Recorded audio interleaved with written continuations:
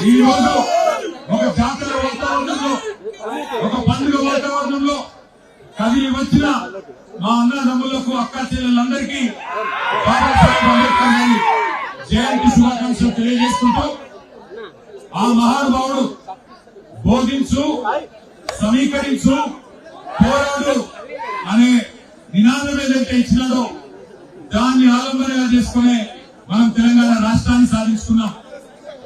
లక్షల సంఖ్యలో ప్రజల్ని సమీకరిస్తూ అడుగడుగున తెలంగాణ రాష్ట్ర ఏర్పాటు ఆవశ్యకతను వారికి బోధిస్తూ, వివరిస్తూ, అట్లాగే ఎక్కడ ఏ వర్గానికి సమస్య వచ్చినా పోరాడుతూ అల్టిమేట్ గా బాబాసాహెబ్ రాసిన రాజ్యాంగంలోని ఆర్టికల్ 3 ఆధారంగానే మనం మన తెలంగాణ రాష్ట్రాన్ని సాధించుకున్నాం. దార్శనికుడు, మహానుభావుడు డాక్టర్ బాబాసాహెబ్ చెప్పిన మాట ఒకటే, ఈ దేశంలో మన సమాజంలో సమానత్వం రావాలి అంటే ప్రతి ఒక్కరికి విద్య అందాలి అనేది. అందుకే విద్యతోనే వికాసం వస్తుంది, వికాసంతోనే సమానత్వం వస్తుందని చెప్పి ఆనాడు కేసీఆర్ గారి నాయకత్వంలో 1000 గురుకుల పాఠశాలలు పెట్టుకున్న 1000 గురుకుల పాఠశాలల్లో 6.5 లక్షల మంది విద్యార్థులకి, ఒక్కొక్కరికి ఎస్సీ, ఎస్టీ, బీసీ, మైనారిటీ పిల్లలకి, అగ్రవర్ణాల్లో ఉండే పేదలకి బ్రహ్మాండమైన నాణ్యమైన విద్య 1,20,000 రూపాయలు ఒక్కొక్క విద్యార్థి మీద ఖర్చు పెట్టి ఎవరైనా తమ్ముడు కానీ చెల్లి కానీ మేము విదేశాలకు పోయి చదువుకుంటామంటే మీకు 20 లక్షల రూపాయలు డాక్టర్ బాబాసాహెబ్ పేరు మీద ఓవర్సీస్ స్కాలర్షిప్ పెట్టి 7,000 మంది విద్యార్థులకి విదేశాల్లో విద్యను అందించిన ప్రభుత్వం తెలంగాణ ప్రభుత్వం, కేసీఆర్ ప్రభుత్వం. ఒక్కొక్క మాట నేను గుర్తు చేస్తున్నా, మాటల్లో అంబేద్కర్ గారు గౌరవం అంటే చాలు, చేతల్లో కూడా చూపెట్టాలి. కాబట్టి ప్రపంచంలోనే అతి పెద్దదైన ఈ విగ్రహాన్ని ఏర్పాటు చేసి అన్నాడు అంబేద్కర్ గారి మానవుడు ప్రకాష్ అంబేద్కర్ గారిని పిలిచి దేశంలోని, రాష్ట్రంలోని అంబేద్కర్ అందరినీ ఆహ్వానించి, బహుజనవాదులందరినీ ఆహ్వానించి పెద్దలు కేసీఆర్ గారు ఆనాడు ఇక్కడ ఒక పండుగ వాతావరణంలో లక్షలాది మంది సమస్యల్లో ఇక్కడ అంబేద్కర్ గారి విగ్రహాన్ని ఆవిష్కరించారు. గత 2 సంవత్సరాలుగా 2024 ఏప్రిల్ 14 నాడు ఈ విగ్రహాన్ని బందీగా పెట్టారు. 2025 ఏప్రిల్ 14 నాడు బందీగానే పెట్టినారు. లక్షల సంఖ్యలో ప్రజలు మహారాష్ట్ర నుంచి, వేరే రాష్ట్రాల నుంచి, తెలంగాణ నుంచి, ఆంధ్రప్రదేశ్ నుంచి ఇంతటి అపరూపమైన విగ్రహాన్ని చూడడానికి వస్తే కనీసం గేట్లు కూడా తెరవకుండా 2 ఏళ్లు బందీగా పెట్టినారు. కానీ మొన్న 14 రోజుల కిందట మీరు తెరుస్తారా లేదా మేమే సంఖ్యలు తెంపి బద్దలు పెట్టుకొని హెచ్చరిస్తే ఇవాళ సచ్చినట్టు ఇక్కడ ప్రభుత్వ ఆధ్వర్యంలో కార్యక్రమం జరుగుతుంది. ఇక్కడికి రాగానే నాకు, మా శ్రీనివాస్ యాదవ్ గారికి, మా మాజీ మంత్రులు కొప్పుల ఈశ్వర్ గారు, మా శ్రీనివాస్ గౌడ్ గారు, మా ప్రశాంత్ రెడ్డి గారికి, మా బాల్కా సుమన్ కు, మా రవిచంద్ర గారికి, మా పెద్దలు మత్స్యనాచారి గారు, మా ప్రతిపక్ష నాయకుడు, మా అందరికీ కడుపు నిండినట్టు అయింది ఇక్కడికి రాగానే.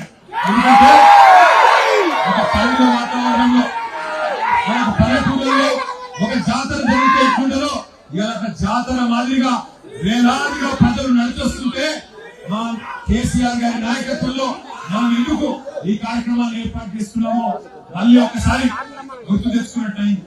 కేసీఆర్ గారి నాయకత్వంలో అన్నాడు అంబేద్కర్ గారు ఏదైతే సమానత్వాన్ని కోరుకున్నారో, ఏదైతే అన్నాడు let us fight caste with capital అన్నారో దానికి అనుగుణంగానే దళిత బంధు అనే కార్యక్రమాన్ని పెట్టుకున్నాం.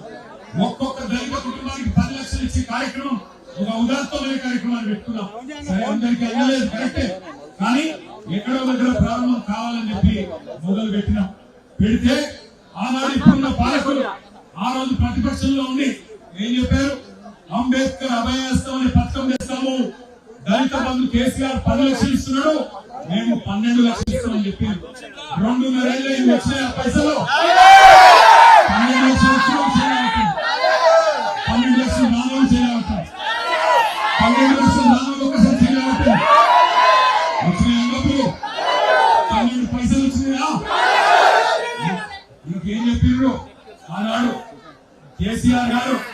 డాక్టర్ బాబాసాహెబ్ 125వ జయంతి సందర్భంగా ఈ విగ్రహం మాత్రమే కాదు, తెలంగాణ రాష్ట్రంలో కొత్తగా ఏర్పడ్డ ఈ రాష్ట్రంలో మనం కట్టుకునే సెక్రటేరియట్ కూడా బాబాసాహెబ్ పేరు పెట్టి ఆ బాబాసాహెబ్ స్ఫూర్తి ప్రతిరోజు అక్కడ కూర్చుని చెప్పి బాబాసాహెబ్ పేరు పెట్టి నేను అడుగుతా ఉన్నా ఇక్కడికి వచ్చిన మా తమ్ముళ్ళని ఆ బాబాసాహెబ్ స్ఫూర్తితో పోరాడదాం వద్ద ఆలోచన చేయండి.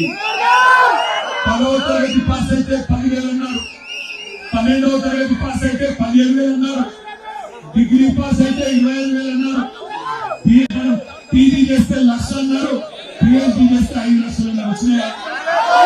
ఎస్సీ ఎస్టీ కేసులతో ఇస్తామని చెప్పి మా వాస్తవం కాదా? అందుకే అంటా ఉన్నా ఆ మహానుభావుడి తెలుసుకోవడం కాదు, ఆ మహానుభావుడి స్ఫూర్తిగా చేవెళ్లలో చెప్పిన ఎస్సీ ఎస్టీ డిక్లరేషన్ అమలయ్యేదాకా, కామారెడ్డిలో చెప్పిన బీసీ డిక్లరేషన్ అమలయ్యేదాకా, వరంగల్ లో చెప్పిన రైతు డిక్లరేషన్ అమలయ్యేదాకా, ఇచ్చిన 430 హామీలు అమలు చేసేదాకా ఆ మహానుభావుడి స్ఫూర్తితో పోరాటం సాగిద్దాం. అంబేద్కర్ గారు చెప్పినట్టు బోధించు, సమీకరించు, పోరాడు అనే అంబేద్కర్ తత్వాన్ని ఇవాళ ఈ ప్రభుత్వ అధికారిక వేదిక నుంచి చెప్తున్నాం.